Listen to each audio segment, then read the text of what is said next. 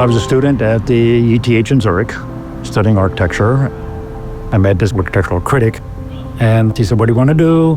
And I said, "Well, I'd like to continue my studies." And he said, "Well, there's only one place to do this, and that is at MIT with Stanford Anderson." I didn't know MIT had a School of Architecture. I didn't know they had a PhD program, and I didn't know who Stanford Anderson was. I came to MIT and I found out about history theory and criticism, and I started reading about it as a PhD program. I was told that they're a little bit of a strange group. I don't know if you want to get involved with that program because they go off into this very sort of arcane world, I think was the implication. So I went to Cambridge, and I walked in the offices, and he put his feet up on the table, and I don't know, it was maybe an hour just shooting the breeze about things, and it was like, I like this guy. And this was the first time I had an intellectual conversation with someone, so it was like, I gotta apply.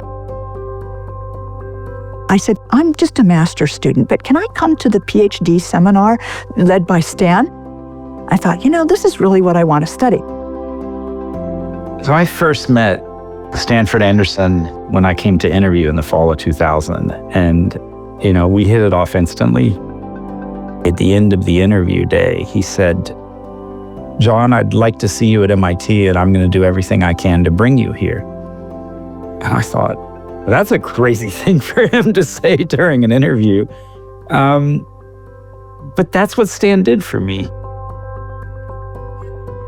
This is someone whose life made a huge difference to many other lives. A vast number of careers were made in that space that were charted out in the mid-'70s.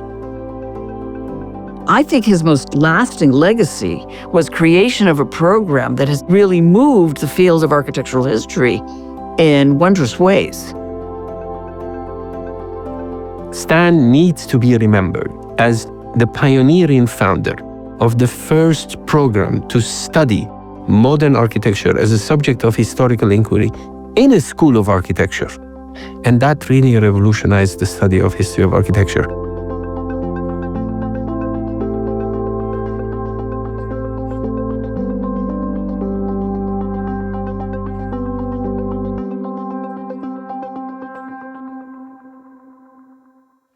Stan Anderson was a modernist, and he was a devoted, I would say even a fanatical modernist. He trained in art history in Columbia University, but he was also an architect, practicing architect. And in those days, that was quite a rarity to have a practicing architect going out and getting an art history degree and studying modern architectural history. What he brought to the field was a kind of historical engagement with the modern tradition that really hadn't happened yet. He met Walter Gropius, he met Mies van der Rohe, he heard Frank Lloyd Wright lecture, he heard Le Corbusier lecture, so he had direct personal contact with the foundational figures of the modern movement. When he was offered the position to teach architectural history in MIT, he was offered that position by the person who was at the time the architectural historian at MIT, and that was Hank Millen.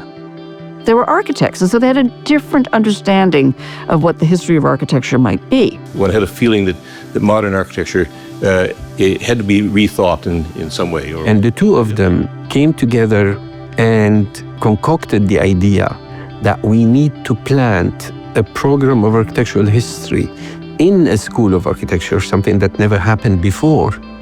He and Henry Millen, who was his senior colleague at that point, co-founded the graduate program in history, theory, and criticism of architecture in the Department of Architecture at MIT in 1975.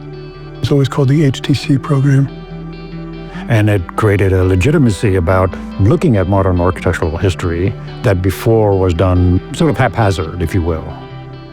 In creating HTC, embedded inside the Department of Architecture, Stan ensured that we would always be in dialogue with the present. Like the Roman god Janus looking forward and backward simultaneously. And that's absolutely critical for practice, for today and for the future.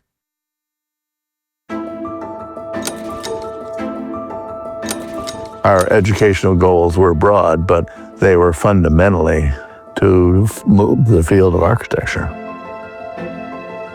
All architecture is a collaborative project. And it wasn't just the genius coming up with an idea. So the question is how to make a history that sort of embraces these complexities and doesn't just look at the finished product. Stan was trying to reassess the way we tell the history of the modern movement. There is a poverty, not of modern architecture, but of the theories of modern architecture.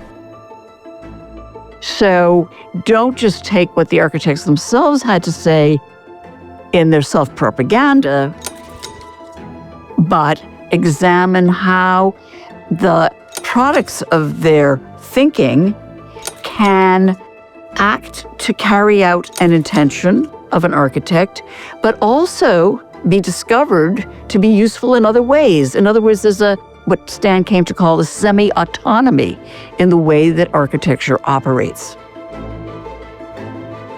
This quasi-autonomy of architectural forms entails both the irreducibility of the discipline of architecture and the necessity of locating that discipline and its actions within social and historical contexts. History was dynamic and it was forming.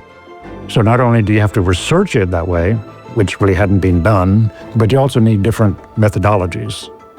And so his solution was to look to the history of science.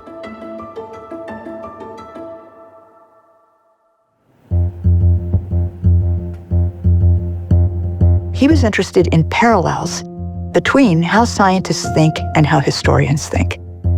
Stan, for many, many, many years, made all of his students study Karl Popper, someone who wrote on history of science. We studied Kuhn, and we all had to read that method of actually understanding architecture using methods that are scientific in origin. There's a certain line and a certain ethos of architectural production that is very deeply embedded in the school. He thought science works as collaborating, they work across different disciplines and fields. They're interested in making the world better too, just like architects and so forth. So there's a lot of resonance, he thought, between how scientists operate and how architects operate. He was not just an architectural historian trying to track through the minutiae of history. He was someone who wanted to think about how the ideas that people were working with related to other broader ideas. And so he was always making connections that most architectural historians were not doing.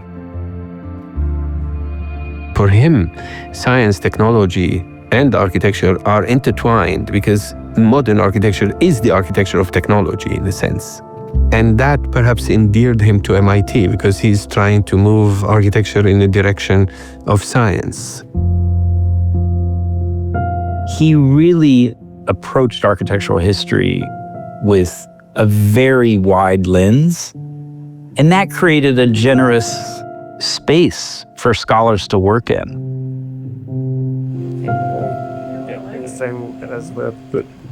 Stanford wanted ideas to flourish and would do what he could to encourage students to pursue the directions that they felt were vital to them, without imposing the old model of, well, the professor dictates where your research should go, or the professor is interested in making other little professors who imitate his position. There's a ginormous round table that he had made, which was sort of classic, the knight sitting around the table type thing. But it was really a beautiful idea. He wanted everyone to talk and communicate. There were always guest speakers. His appointment book on any given day in the year that I knew him was always packed. He was the center himself of a network of characters. So people would come to visit him, and then he would bring them to, the classroom. Whoever was in town who was of any intellectual interest in architecture would show up at Stanford's doorstep. It was hugely transformative. I can't imagine having been able to develop if Stan had not been there. I love this sort of informality of it all. It felt experimental, and it felt like we were building something. He used to have us over for evenings, dinners. Program had a nice social life. We were a community. Something he really emphasized was how these networks survive over time and build into your career. He was just the nerve center of everything for the history, theory, and criticism program. My name is Stanford Anderson. I'm the head of the Department of Architecture here at MIT. In his very mature age, Stan became the head of the department and was the head of the department longer than anyone else. So during that time, Stan has widened his international exposure. So the Eurocentric focus of his scholarship and interest changed into an international focus.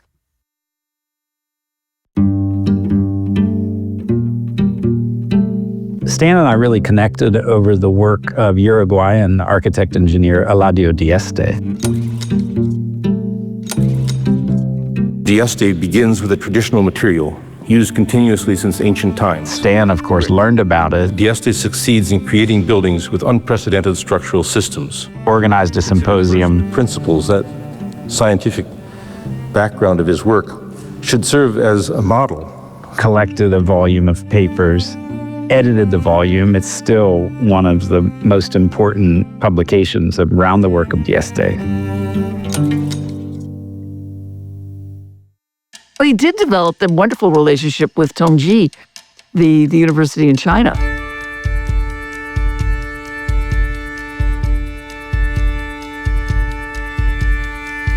Stan has a following in China, and it is because China is catching up in trying to understand the more recent history of architecture, and Stan is an interpreter of that.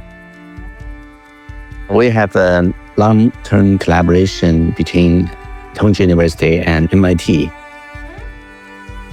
Over the past 20, 30 years, Shanghai is in a very big transformation.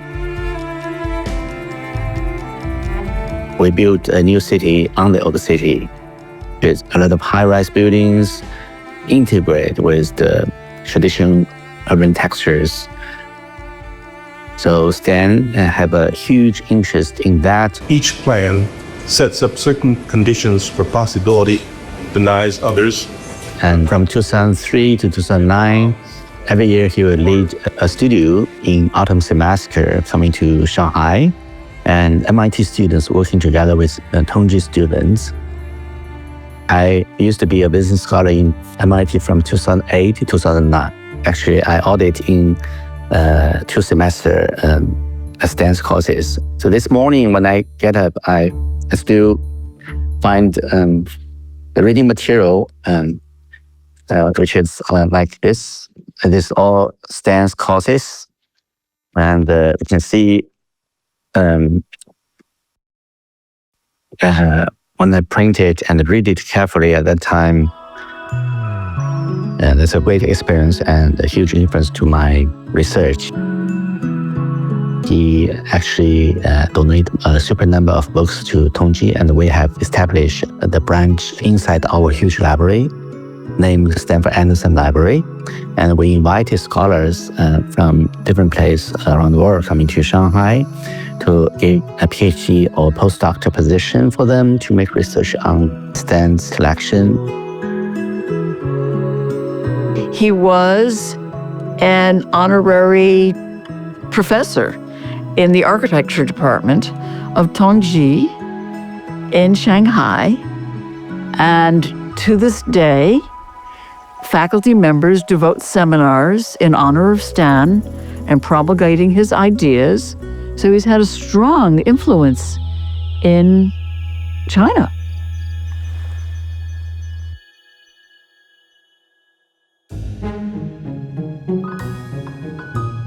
Hank is about 10 years older than Stan.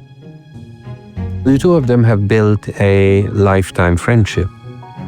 And when they started contemplating the idea of retirement, they looked for a piece of land that the two of them could build houses on.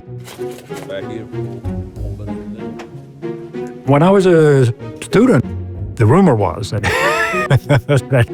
that he had this property up in Maine. It was very beautiful, and he was designing a house. And that's all we sort of knew about it. The house in Maine, for me, was always a bit of a puzzle because we would have these potluck dinners. And I recall seeing at one of them a cardboard model of the site for the house in Maine. And Stan had been talking about it. And I was waiting and waiting for when was he going to design it? When was it going to be built? Hank Millen bought a plot next door to him. And, you know, he was also an architect. And they did it in 5-6 months or whatever. And it was done. My sense is that he went up there and, you know, spent time at the site, spent time sketching at the site, spent a lot of time looking.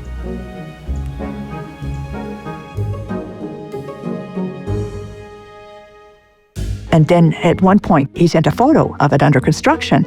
I thought, that's impressive. When I came in 95 to teach, then the house still wasn't finished. It was like, you know, a third finished. And then in 98, it was like 2/3 finished. The Stan's building was, you know, a building site for the better part of 10 years or more. I think Stan relished every aspect of this project.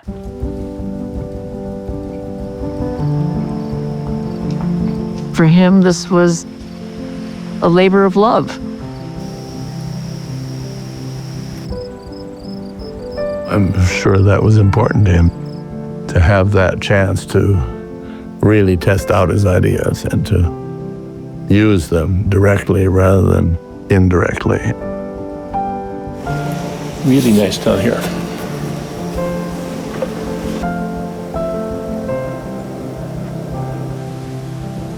I would say it's the summation of his vision of architecture.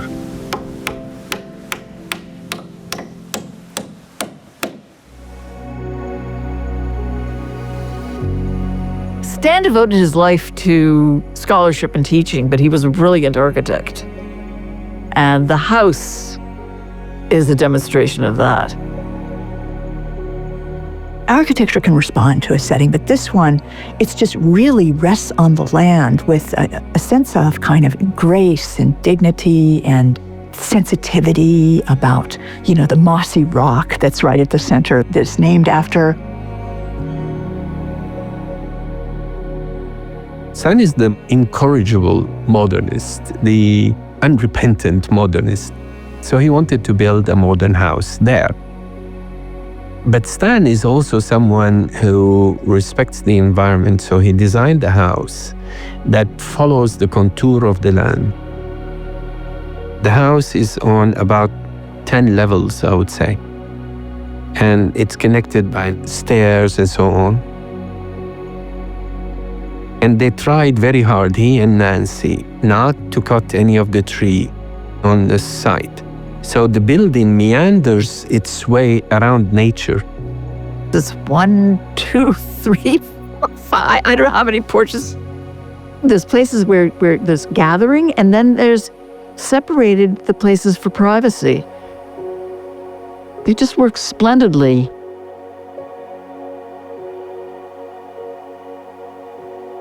It's not a house in a landscape. It's a collection of places that connect well with the landscape and have passages between them.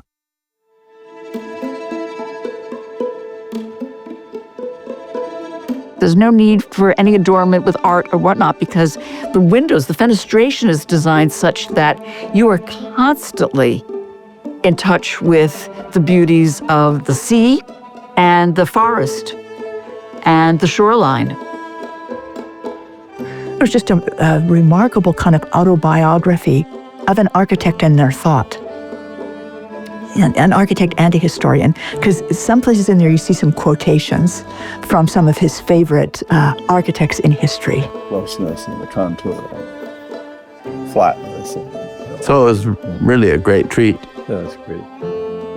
To be there, but to also, in a sense, have Stanford present because his thought was there always.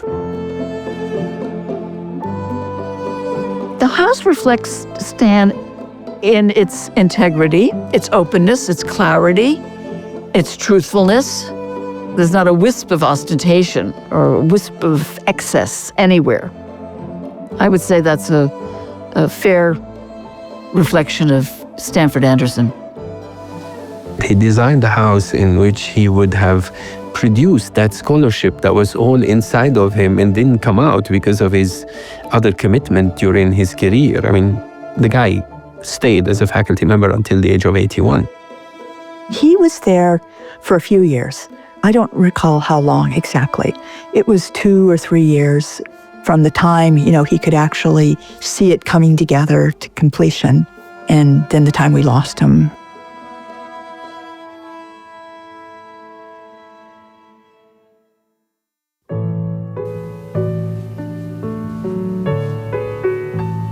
Stan, I would say, devoted his life to HTC. HTC wouldn't have existed as a program without Stan and wouldn't have lasted without Stan. HTC at 50. I wish Stan were here for the conversations we're having. I think that he would not want anybody to make a big deal of him because that's the kind of person he was, but he would be very proud. Okay, what do you have to say? What do you have to say? What do you have? Aren't you impressed? I am impressed. And I think that he would see that as confirmation that this had been some activity that had some real value to a whole lot of people over time after 50 years. This was completely unknown whether this was going to work. We have to respect that risk-taking that took place. Since our program started in 1975, every single big school in the nation had started a program similar to that. So not only we are the pioneering program, but we spawned other programs that are around the nation, and all of them are really the product of Stan Anderson's vision. You see the names of the PhDs from this program everywhere. What an extraordinary legacy that is. He was an irreplaceable gift in my life's experience. He was absolutely one of a kind in architectural education.